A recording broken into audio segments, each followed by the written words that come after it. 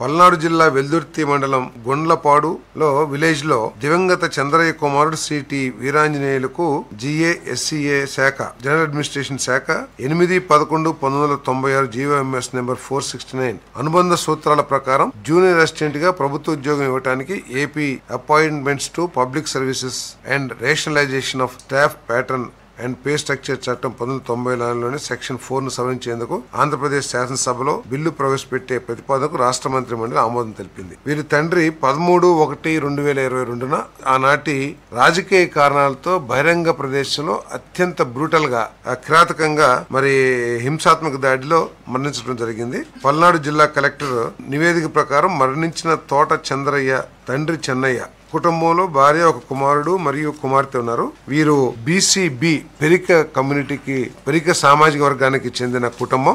వారికి ఆదాయం కూడా పేదరికంలో ఉండటం మూలంగా వారిని ఆదుకునే దాంట్లో భాగంగా వారికి ఉద్యోగం ఇచ్చే అవకాశాన్ని ప్రతిపాదనని ఆమోదించడం జరిగింది.